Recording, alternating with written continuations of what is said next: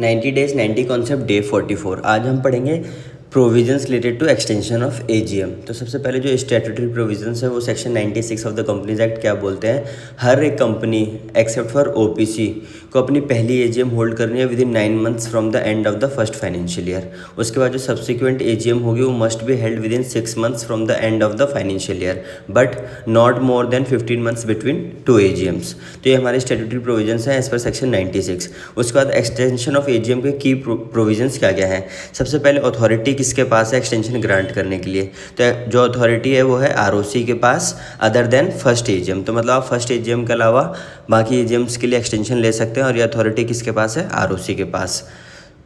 उसका maximum extension कितनी मिल सकती है, मैक्सिमम एक्सटेंशन जो आपको मिल सकती है वो 3 मंथ्स की मिल सकती है।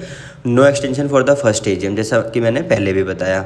उसका प्रोसीजर क्या है एक्सटेंशन के लिए अप्लाई करने के लिए। सबसे पहले आपको अपनी बोर्ड मीटिंग बुलानी है कंपनी को, उसमें बीआर पास करना है। कि बीआर पास इसलिए करना है कि आप ऑथराइज कर रहे हैं एप्लीकेशन फाइल करने के लिए आरओसी के पास for the extension of AGM.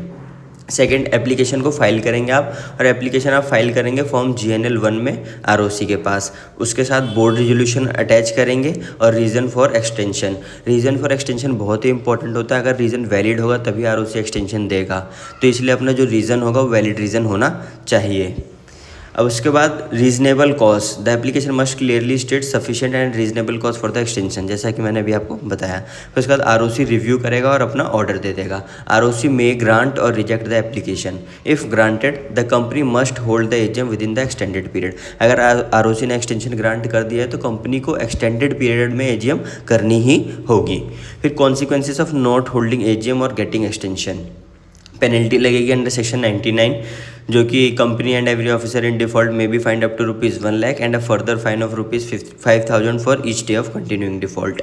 उसके बाद common ground for seeking extension, ज़्यादातर जो मतलब रियल वर्ल्ड में लोग एक्सटेंशन लेते हैं उनका कॉमन ग्राउंड क्या होता है, जैसे कि delay in audit finalisation, change in financial year due to NCLT order, natural disaster और इमरजेंसीज, टेक्निकल और operational issues in finalising accounts.